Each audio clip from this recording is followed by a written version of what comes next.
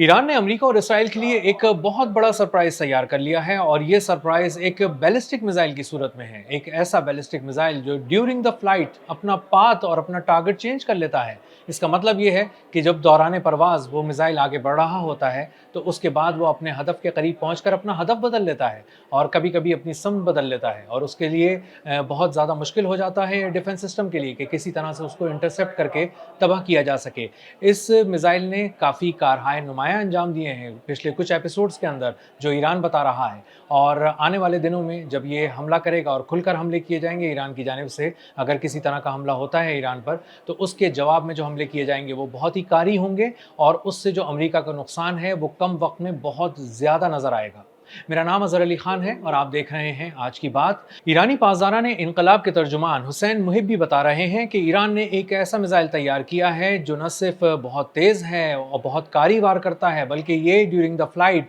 अपना path change कर लेता है, अपने टारगेट बदल लेता है और कहीं से रवाना किया जाता है लेकिन पहुंच कहीं जाता है और कुछ नए अंदाज से शिकार करके अपने अहदाफ को तबाह कर देता है। इससे दुश्मन वैसे ही घन चक्कर बन जाता है और उसको समझ में नहीं आता कि किस तरफ इंटरसेप्टर फायर करना है और इस बैलिस्टिक मिसाइल को किस तरह रोकना है, क्योंकि डिफेंस सिस्टम इस बात को समझ ही नहीं पाता कि ये किस हदफ की तरफ बढ़ रहा था और अब अचानक ही किस तरफ जा रहा है और इसका नया हदफ क्या है। इसलिए $4 मिलियन का इंटरसेप्टर बहुत आसानी से ज़ाया किया जा सकता है और ये एयर डिफेंस सिस्टम्स के लिए, ख़ास तौर पे अमरीकी और इसराइली एयर डिफेंस सिस्टम्स के लिए बहुत बड़ा चैलेंज है। ईरान अपने मिसाइल प्रोग्राम पर मुसलसल काम कर रहा है और हर दफ़ा कुछ नए शाकार पेश करता है मैदान जंग में। पहले जिस ईरान को अमेरिका जानता था, उसके बैलिस्टिक मिसाइल बिल्कुल सीधे सीधे रवाना होते थे और हदफ की तरफ आकर गिर जाते थे और उन्हें तबाह कर देते थे। इसको रोकने का इंतज़ाम अमेरिका के पास थार्ड की सूरत में भी था और पैट्रियट की सूरत में भी था। दो बहुत ही मल्टी लेयर डिफेंस सिस्टम्स इनको नाकारा बनाने के लिए, इनको तबाह करने की सलाहियत रखते थे। लेकिन ईरान ने उसके बाद एक नई तब्दीली की, नई एपिसोड में नए मिसाइल के साथ आया और जब खैबर शिकन बैलिस्टिक मिसाइल्स ने हमला करना शुरू किया अमरीकी बेसिस पर मशरिक़ वस्ता में, तो पता चला अमरीकी हुक्काम को कि ये मिसाइल अपनी रफ्तार को भी बहुत ही अलग तरीके से मैनेज कर लेते हैं। कभी ये बहुत तेज़ हो जाते हैं, कभी बहुत स्लो हो जाते हैं और इससे इंटरसेप्टर और दिफाई निज़ाम को पता ही नहीं चलता कि उसको किस रफ्तार से जाकर इनको पकड़ना है, कितनी देर में जाके रोकना है और कितनी देर में जाके निशाना बनाकर तबाह करना है। इसीलिए बहुत सारे इंटरसेप्टर्स ज़ाया होना शुरू हो गए और इसी से जुड़ी खबर पिछले दिनों आपने देखी भी, जो मैंने भी अपने व्लॉग में बताया कि प्रिसिजन स्ट्राइक मिसाइल्स और ख़ास तौर पर इंटरसेप्टर्स जो हैं अमेरिका के, वो नुमायां हद तक कम हो गए हैं, तशवीशनाक हद तक कम हो चुके हैं और उनके लिए अब बहुत ज़्यादा फिक्रमंद हैं डोनाल्ड ट्रंप भी और उनकी फ़ौज भी। अब ये जो नए किस्म के मिसाइल ईरान ने इस मैदान जंग में मुतारिफ कराए हैं, ये न सिर्फ अपना रास्ता बदल लेते हैं, अपने आदाफ को बदल लेते हैं, बल्कि एक नए अंदाज से दुश्मन पर वार करते हैं और इंटरसेप्टर को और इस डिफेंस लेयर सिस्टम को पता ही नहीं चलता कि उसको किस तरह जाके इस बैलिस्टिक मिसाइल को रोकना है और उसको नाकाम बनाना है। क्योंकि जब वो टारगेट ए को सेट करने के लिए करके फायर किया जाता है ये बैलिस्टिक मिसाइल, तो वहाँ से इंटरसेप्टर भी इसी को रोकने के लिए फायर किया जाता है। लेकिन ये अचानक टारगेट ए को छोड़कर बी सी डी ई को भी छोड़कर एफ जी को भी छोड़कर उससे भी आगे किसी टारगेट को निशाना बनाता है और उसके बाद कहीं और चला जाता है, सिम्त भी तब्दील कर लेता है, रफ्तार भी तब्दील कर लेता है, हदफ भी तब्दील कर लेता है और इंटरसेप्टर जो $4 मिलियन का इस तरफ से फायर किया जाता है अमेरिका की तरफ से, वो उसके पास ये सलाहियत नहीं होती कि वो मिड फ्लाइट अपना कोई पाथ चेंज कर ले और वो उस बैलिस्टिक मिसाइल के जो पाथ उसने चेंज किया है, कहीं और चला गया है, उसका पीछा करता हुआ अपने पाथ को छोड़ के कहीं और चला जाए, उस मिसाइल के पीछे चला जाए और उसको जाके निशाना बनाए, उसको तबाह कर दे। इसीलिए ये इंटरसेप्टर ज़ाया चला जाता है और ये अभी मैं सिर्फ एक इंटरसेप्टर की बात कर रहा हूँ, क्योंकि जब बैलिस्टिक मिसाइल का बैराज फायर किया जाता है, यानी एक से ज़्यादा बैलिस्टिक मिसाइल फायर किए जाते हैं, तो उनको रोकने के लिए भी इंटरसेप्टर्स एक के बाद एक चलाए जाते हैं। $4-4 मिलियन के कम से कम 5-10 इंटरसेप्टर्स चलाए जाते हैं और इसका मतलब ये है कि $40 मिलियन के इंटरसेप्टर्स चले जाते हैं फ़िज़ा में और किसी एक बैलिस्टिक मिसाइल को भी निशाना नहीं बना पाते,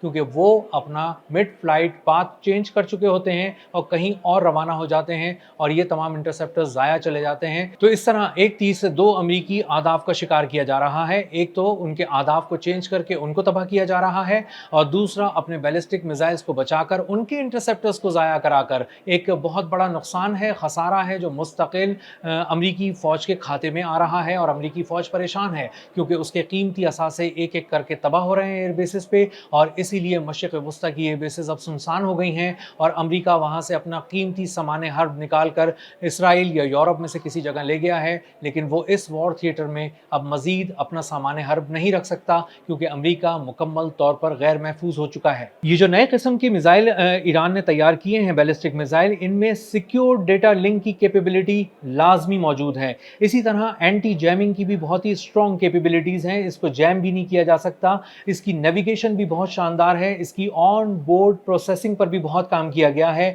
اور آٹونومس گائیڈنس کے ذریعے اس کو بتا دیا گیا ہے کہ تم کس طرح مڈ فلائٹ اپنا پاتھ چینج کر سکتے ہو اور کسی اور ہدف کی طرف جا سکتے ہو۔ امریکی دفاعی نظام جتنے بھی جدید ہوں، ان کے پاس یہ کیپیبلٹی نہیں ہے کہ وہ کسی طرح سے بھی مڈ فلائٹ پاتھ چینج کرنے والے بیلسٹک میزائلوں کو ٹریک کر سکیں، ڈھونڈ سکیں، ان کے پیچھے جا سکیں اور اس کے بعد انہیں نشانہ بنا کر تباہ کر سکیں۔ اسی لیے امریکی فوج بہت زیادہ پریشان ہے اور یہی وہ ایج ہے جو ایران کی فورسز کو حاصل ہو گیا ہے امریکہ پہ، اور اب اگر کہیں پر بھی حملہ کیا گیا اسرائیل پر یا امریکی کسی مفادات پر تو اسی طرح کے حملے کیے جائیں گے، انہی بیلسٹک میزائلز کا استعمال کیا جائے گا اور تمام قسم کے جو ڈیفنس سسٹمز ہیں وہ یہی دیکھتے رہ جائیں گے کہ جس میزائل کو وہ روکنے کے لیے اپنے آپ کو تیار کر رہے تھے وہ تو فضا میں ہی اپنا راستہ بدل گیا اور کسی اور رفتار سے کسی اور ہدف کی طرف چلا گیا۔ ان بیلسٹک میزائلز کو روکنا ہی امریکی فوج کے لیے چیلنج نہیں ہے، بلکہ ایک چیلنج اور بہت بڑا ہے کہ جب ان کا کمبینیشن بنایا جاتا ہے جدید ترین ڈرونز کے ساتھ، خاص طور پہ جیٹ پاورڈ حدید 110 ڈرون جو بالکل ہی نیا لانچ کر کے میدان جنگ میں لایا گیا تھا ایران کی جانب سے، اگر اس کے ساتھ کوئی کمبینیشن بنا کے بھیجا جاتا ہے تو انٹرسیپٹرز کو سمجھ میں ہی نہیں آتا ڈیفنس سسٹمز کو کہ کس کو تباہ کرنا ہے، پہلے ڈرونز کو تباہ کرنا ہے یا بیلسٹک میزائل کو تباہ کرنا ہے۔ اور ڈرونز بھی وہ ڈرونز ہیں جن کو پڑھنا، جن کو دیکھنا رڈار کے بس کی اب بات نہیں رہی، کیونکہ ان کے بلیڈز میں ایک خاص قسم کی کوٹنگ کی گئی ہے جو رڈار سے ان کو محفوظ رکھنے میں اور ان کو اوجھل رکھنے میں بہت ہی مددگار ثابت ہوتی ہے۔ اسی طرح حدید 110 کی جو رفتار ہے وہ تقریباً 510 کلومیٹر فی گھنٹہ ہے، جو شاہد 136 ڈرون کے مقابلے میں دگنی سے بھی زیادہ ہے۔ اس کا مطلب یہ ہے کہ ایران بہت ہی نئے زاویوں سے وار کر رہا ہے اور اس کے حملوں کو روکنا اب امریکہ کی اس پرانی ٹیکنالوجی کے بس کی بات نہیں رہی جسے وہ جدید سمجھ کر مشرق وسطیٰ کے وار تھیٹر میں لایا تھا۔ امریکہ نے اپنی بہت ساری وار ٹیکنالوجی کے اوپر پچھلے کچھ عرصے کے دوران بہت زیادہ کام نہیں کیا ہے اور اسی لیے ایران اسے مسلسل سرپرائز دے رہا ہے اور اسی لیے ایران جیسا چھوٹا عسکری ملک اب امریکہ کے ہاتھ سے نکل چکا ہے اور وہ اس سے نمٹنے کی صلاحیت مکمل طور پر کھوتا نظر آ رہا ہے۔ تو ایک بات تو طے ہے کہ ایران نے کچھ ایسے سرپرائزز تیار کیے ہیں جو امریکہ اور اسرائیل کو بالکل ہی چونکا کر رکھ دیں گے، انہیں حیران کر دیں گے، اور اگر کسی طرح کا مس ایڈونچر کیا گیا تو آنے والے دنوں کے اندر نہ صرف تل ابیب بلکہ مشرق وسطیٰ کی وہ ایئر بیسز جہاں پر امریکہ کہیں نہ کہیں اور کسی نہ کسی طرح موجود ہے وہ سب گرم ہو جائیں گی اور آسمان سے ایک نئی قیامت ٹوٹتی دیکھی جائے گی۔ اب تک کے لیے اتنا ہی، ملتے ہیں اگلے ولاگ میں کسی نئی خبر، نئے تجزیے اور نئے زاویے کے ساتھ۔ اللہ حافظ۔